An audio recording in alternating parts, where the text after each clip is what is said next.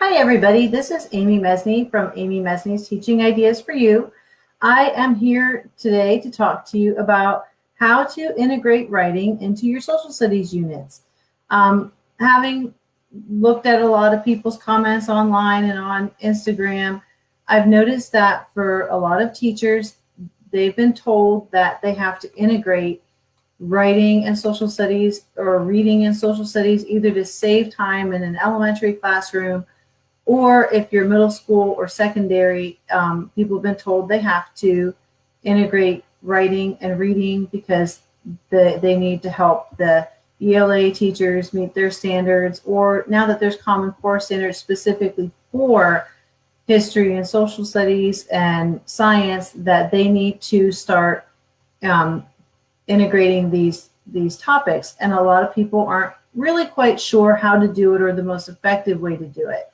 So I really love to integrate these two things. I've always enjoyed making integrated units.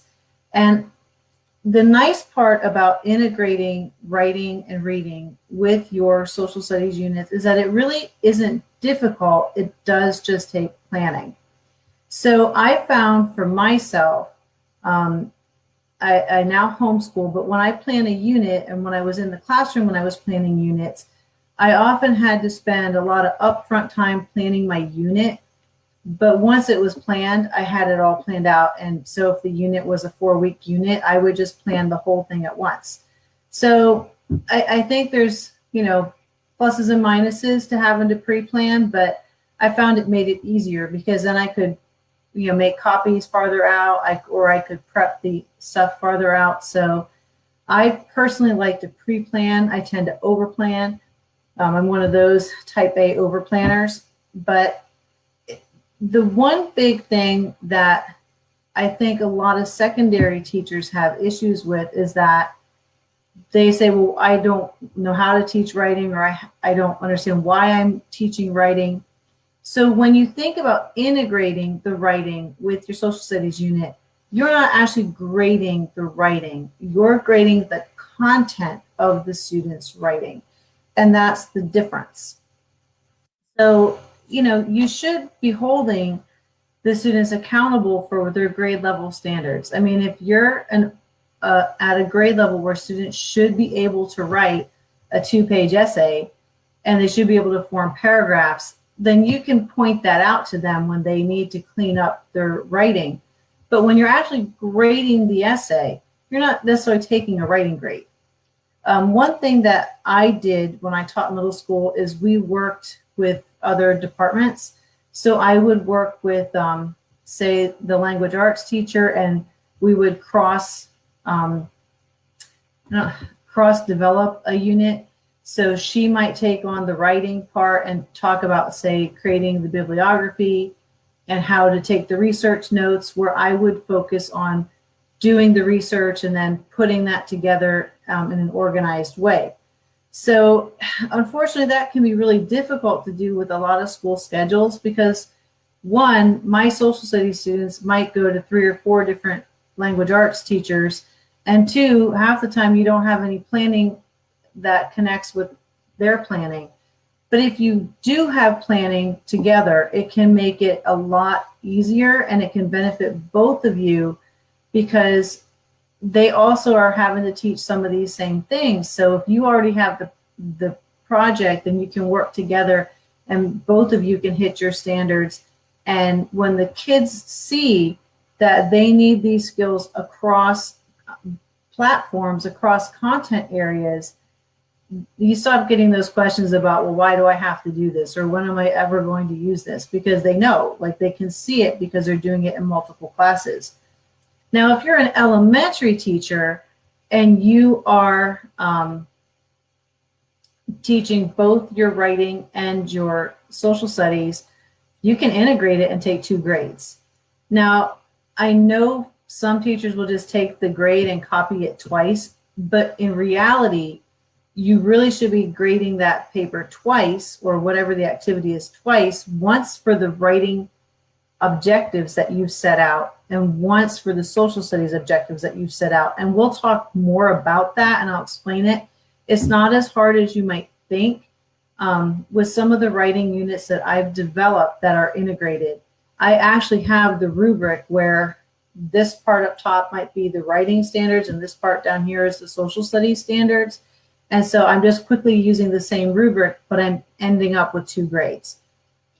So, and again, if you're social studies and you're teaching just your subject area, you can try and work with the other teacher, and that does save a lot of time. So let's talk about how do you plan an integrated unit. Writing is so easy to integrate because I think one of the things a lot of people think of when they think of writing is that you're always doing this giant essay or you're always doing a big research project. You're not. I mean, think about your daily writing in your personal life. Most of your writing is actually fast, being able to communicate in a few sentences, short response, leaving notes, sending an email, sending a text. So the bulk of your writing is really getting the kids to process what they're learning in the lessons. That's not writing an essay, it's quick response things. So that's actually pretty easy to do, and it will help you to add those quick responses in because you can start to see if students understand what they're doing or not. Hi, Sarah, I'm glad that you're here today. So the most important thing with planning your unit is, I don't know if you've ever looked at planning by design, or you always start with the end in mind. You have to know the objectives that you're trying to hit. You want to know what is it that I want the kids to learn, because you're going to build all your activities to meet that objective. So you can't just open a book and start to plan. You have to know what standards you're hitting. So the most important thing is to pick your targeted standards or objectives. And then I start with those, I write them down, and then I start to ask myself, well, how can I get students to mastery of those skills? What is it that I need to do? What lessons do I need to do? What assessment can I give that will show me if they've met these standards?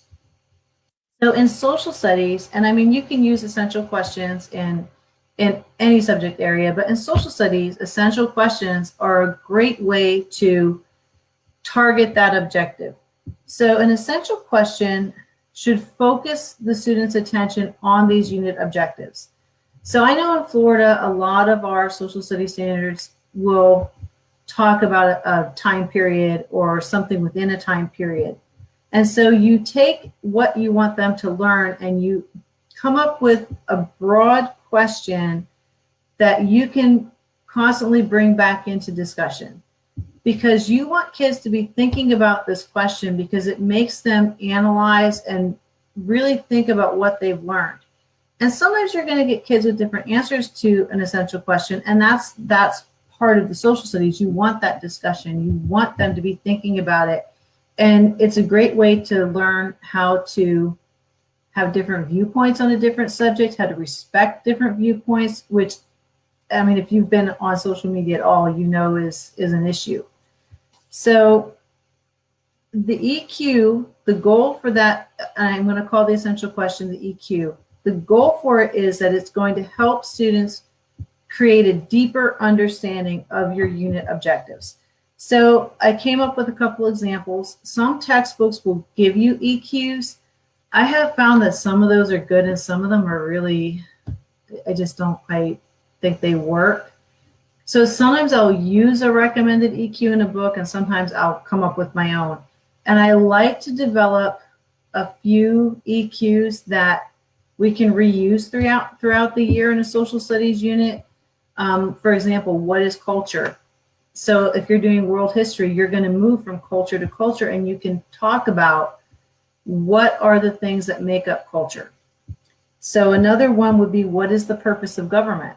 So if you, again, are talking about different cultures or different types of government, you can see, well, what do these types of government have in common?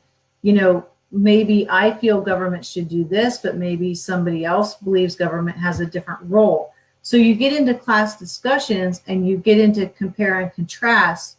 And so, you know, if you have room on your wall, and I know in my classrooms, we never had a lot of room on the wall, But if you get those big chart papers, especially the sticky ones, if you put that up during your unit, revisit it. You might not do it every day because of time, but you can revisit it like at once a week and say, okay, so what can we add to this chart? What is the purpose of government?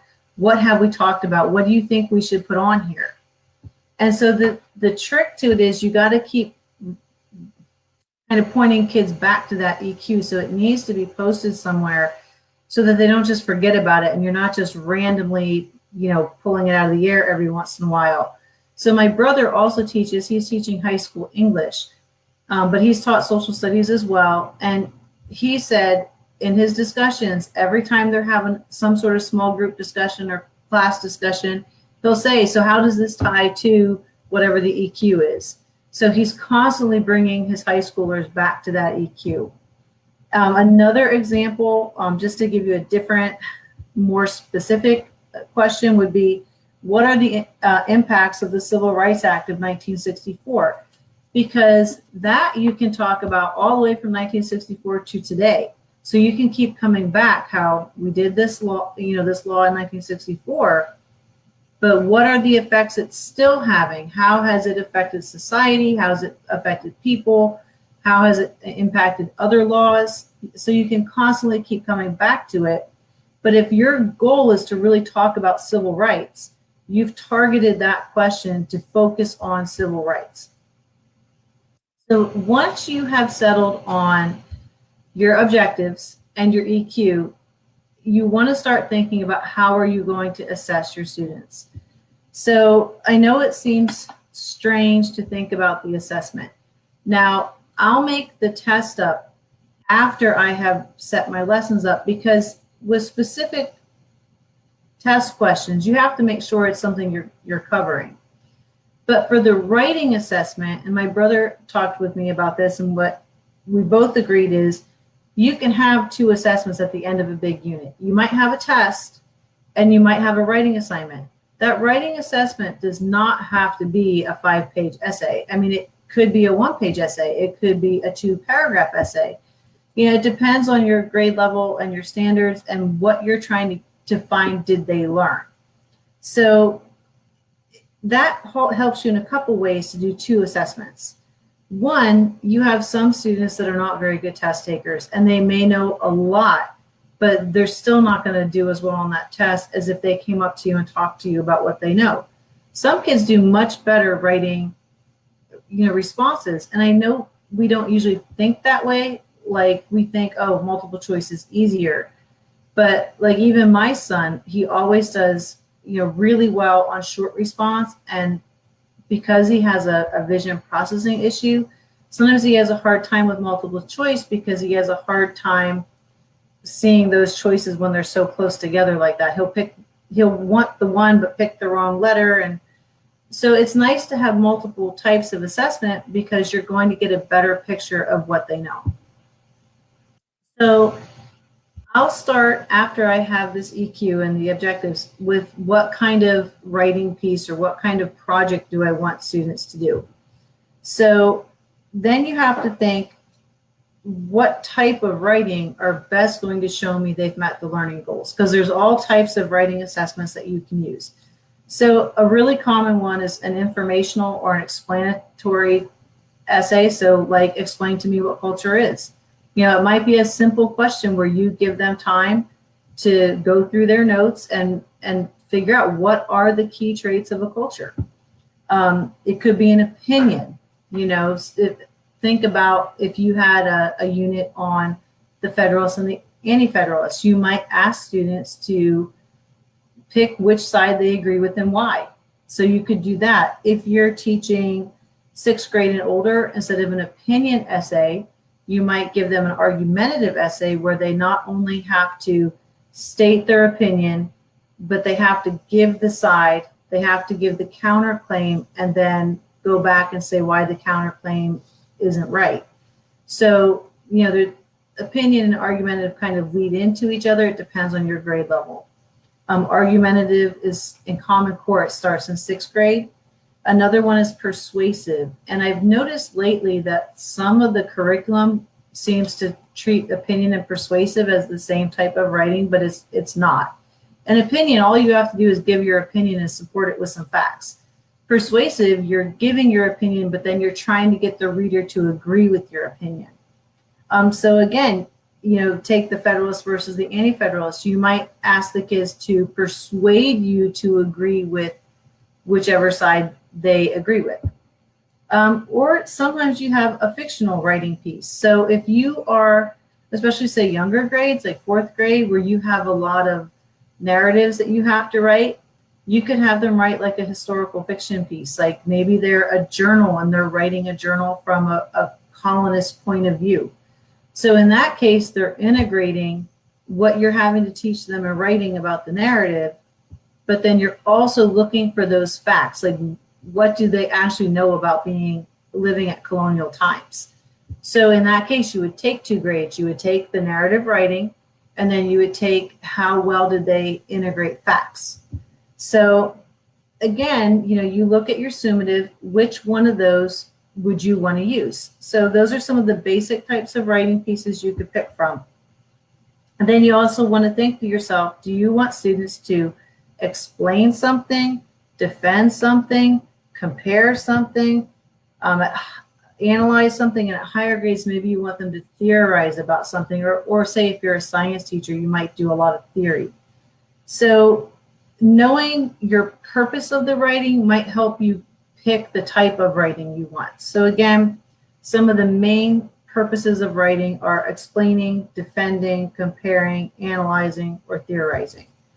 So that's how I get to my assessment. I put those things in mind, and I think, what do I want them to do, and will that prove to me that they've mastered the standards? Because remember, the goal of your unit is always standard mastery.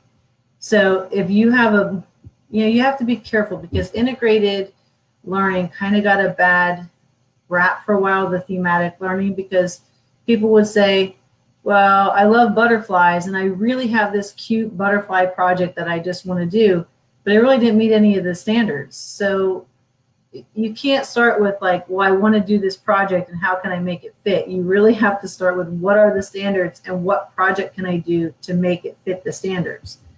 So the next step then, now that you know where you're going, is how do you build the unit?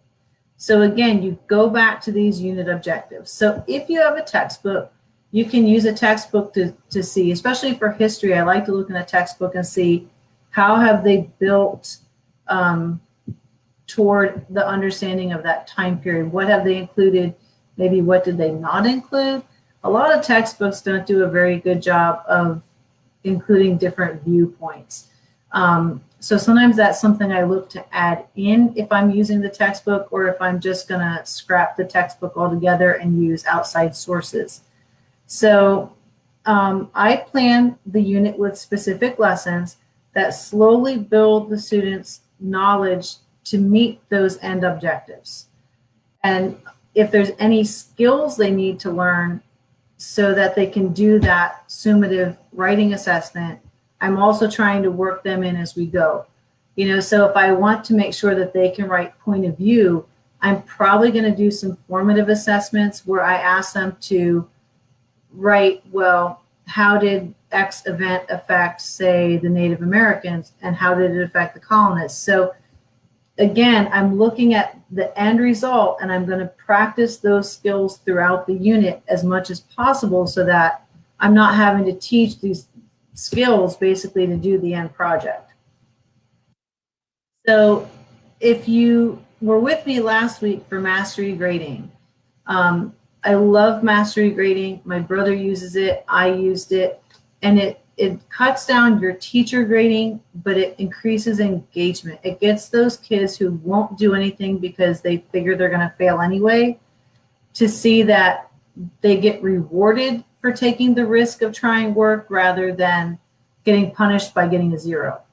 So the way I plan instruction and the way my brother plans instruction is you have a lesson, you plan a practice, and then you have to have time for review. And I always took review in my class, and I mean, if I passed back a summative test, we went over it. You know, I know a lot of teachers just pass them back, but if your student is like my students were, they just chuck them in the trash, most of them. They don't even look at it. Or my other favorite was, well, what grade did you give me? No, like you need to analyze your test and see what did you not understand. So if you switch your instruction to instruction practice feedback, and what we mean by feedback is you take 10 minutes of class time to say, let's go over this. So for example, let's take an exit ticket, because I know a lot of people are using exit tickets. There's all kind of exit tickets you can use, but for me, I want to have an exit ticket that's going to allow me to see if they understood what we talked about. I don't really want an exit ticket that's just some random thing so I can see if they were paying attention. I'm looking for, did they comprehend what the instruction was? Because if most of the students didn't, we got to go back over it. If there's just a few students that still don't understand main points, I know I can pull those kids aside sometime and we can talk about it. So having just an exit ticket to have an exit ticket, to me wastes class time. Like I want everything to tie back to those mastery standards. So I might do, okay, so like we start with geography. So I might teach a lesson on latitude and longitude. So my exit ticket might be for kids to explain latitude and longitude in their own words, and then I might have a little map and ask them to locate a few places on the map. I mean, I want this exit ticket to take like 5 minutes. So if you have class time at the end of the class, do the exit ticket at the end of the class. If not, it's homework, right? Because especially in elementary school, I don't think we need to kill them with homework. Like we're just trying to see, did they get what they needed to understand?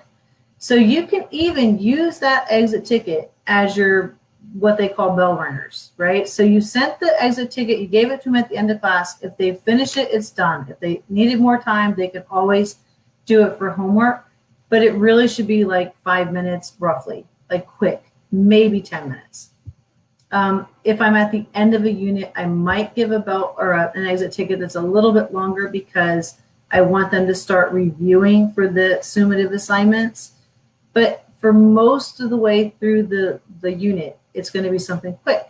So when they come in for class, I'm going to have the answer key to that exit ticket up, and their goal is to check it.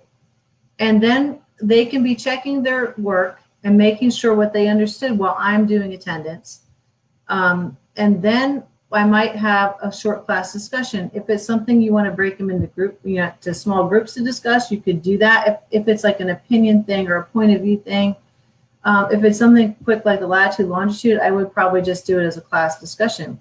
And I might ask a few kids, well, this was my definition of latitude and longitude. Who wrote something else down? And we could talk about, like, did it meet the standards? Did it still describe it accurately? If students were having trouble putting their locations on the map correctly, we can discuss that, because your goal is to correct misunderstandings with that exit ticket. So that's what we mean by a feedback loop. So the goal for feedback is, you're taking 5 to 10 minutes, maybe 15 minutes to do the practice. Then you're using 5 to 10 minutes of class time to go over it. So it sounds like it's a lot, but in reality, if some of the practice is homework, or it's that end of the class period where I have found that, those kids who want to pack up 5 minutes early. Okay, well, you can pack up 5 minutes early, but the homework's going home then. Or you can use this 5 minutes to get this done. A lot of the kids will just do it there so they don't have to do it later. So you're not, it feels like you're going to lose a lot of time, but in reality, you're using those minutes that are often what I call wasted minutes anyway, because the kids are trying to pack up or they're trying to talk to all their friends or whatever. So then I would take all their homework and I would just go around and give them a score. Like I usually had a kid who went around with it, and it's like, if they have it done, they get 2 points. If they don't have it done, it's 0 points. And so then I have my grade for the day too. So if you want to know more about this, go back to the Mastery Grading Lives. I have them on YouTube, and I also have them on my Facebook. But it's a system that really, once you get the hang of it, it works really well. So now that you know what lessons you want to have, you know the material that you're trying to cover to get to the final, now you have to pick your materials. So one thing I think, some people are against the textbook. I was against the textbook for a long time, but you know what? It's kind of silly because some kids are really good textbook learners. So the textbook is a tool, but it's only one of your tools. So as you are developing this unit, you want to pick from a variety of tools. You can hit a lot of standards in one unit.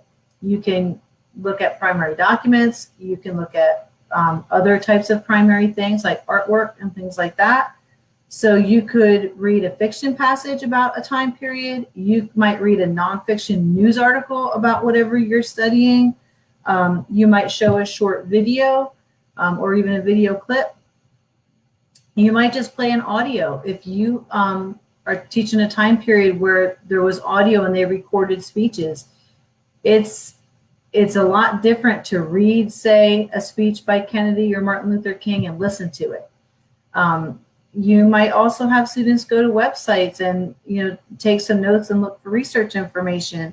So you want to try and build in a variety of things. So there could be small group work, there could be partner work, there could be individual work. Some of it could be close reading, some of it could be listening and taking reactions. There's all different things that you can do so that you're varying the instruction and keeping the students interested as you go through.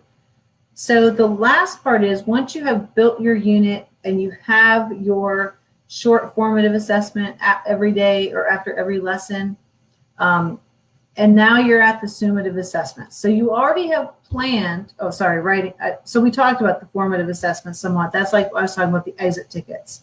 So again, most of those are going to have writing.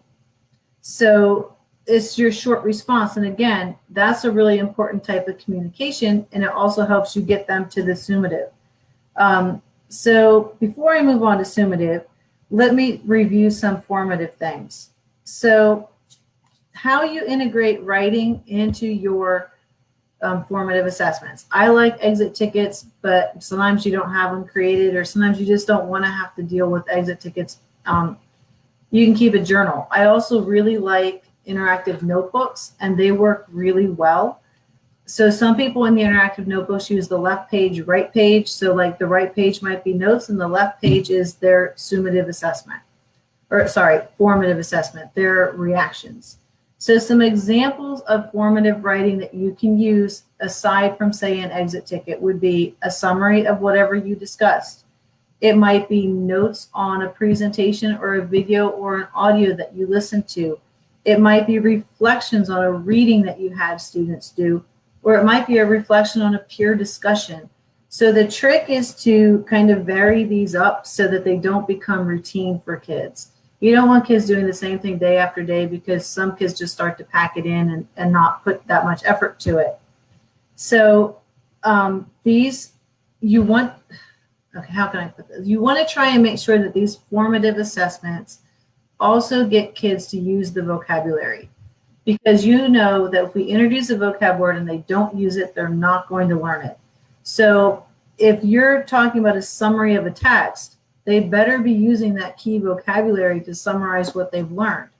So these could be things that you're looking for, and you're saying in your summary you have to use X, Y, Z.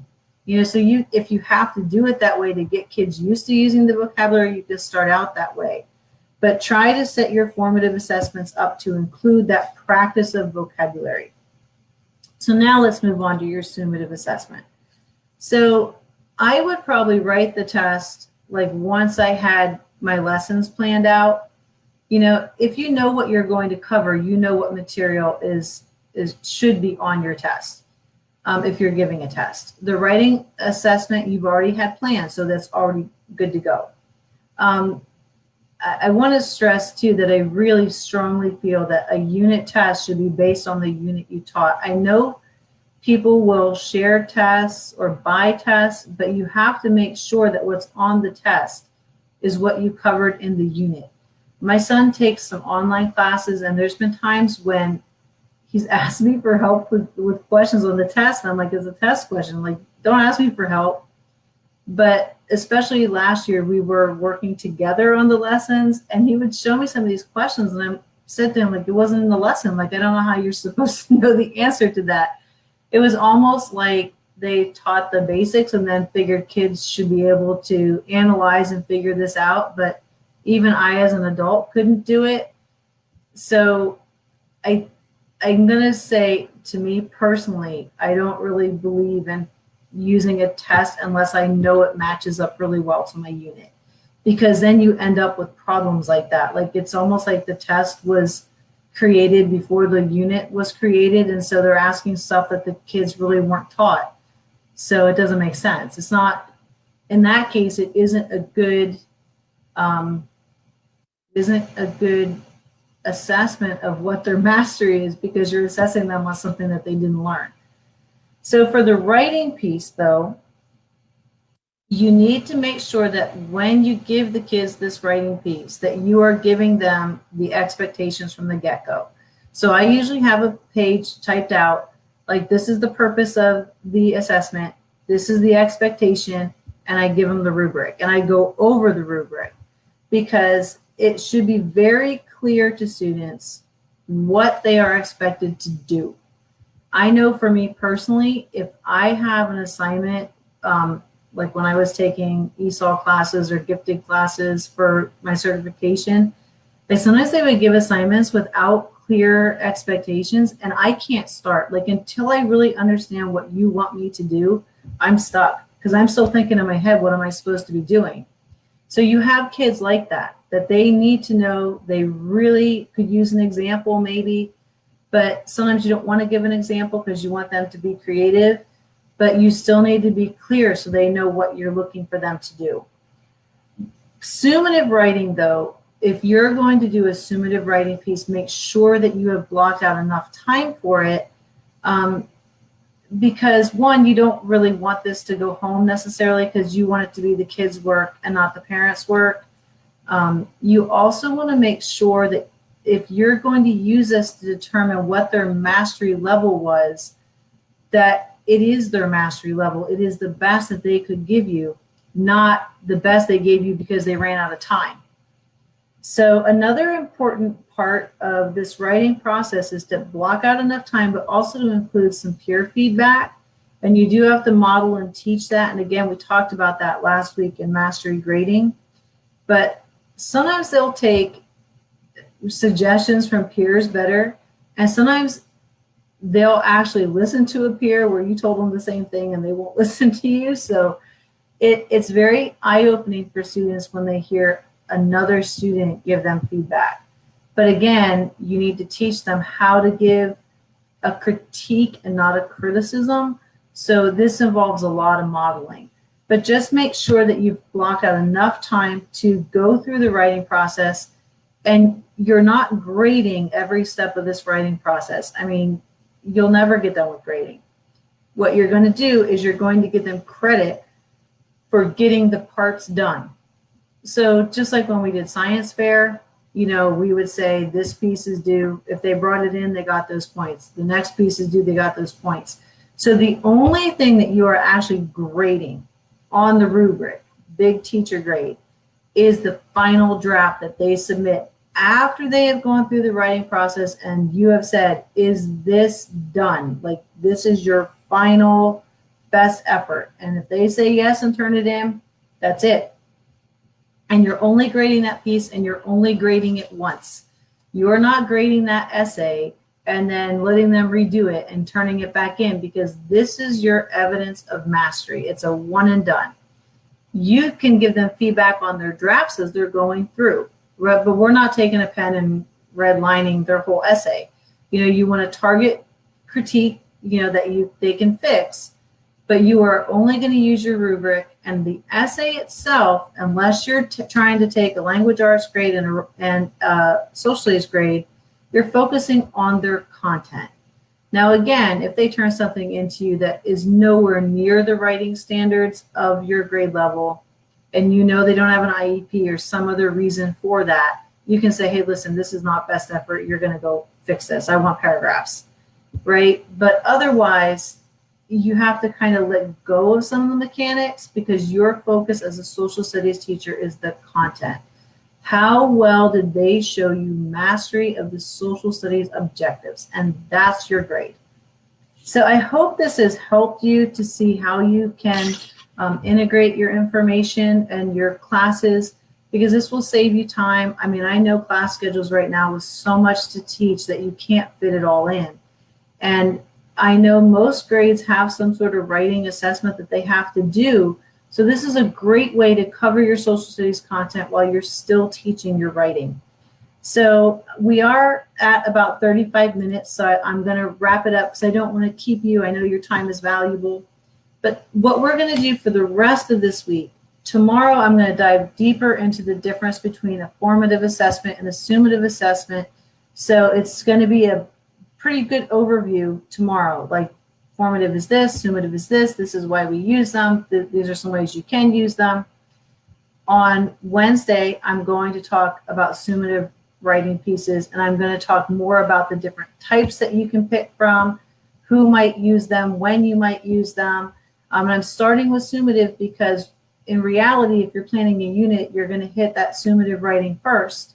And then Thursday, we're going to talk about the different types of formative writing, and we're going to talk about a type of formative writing that is really easy for teachers to use, and what types of things could go in there. So like the rest of this week will build on each other. So tomorrow's a pretty, like the comparison of the two, and then the next 2 days are going to dive deep into each one. So I hope that you can come. I hope this has been helpful. I'm glad that you took time out of your day to join me. If you have questions, you are welcome to contact me. You can find me on Facebook, Instagram. I'm on YouTube. I have my own blog. I have my TPT store.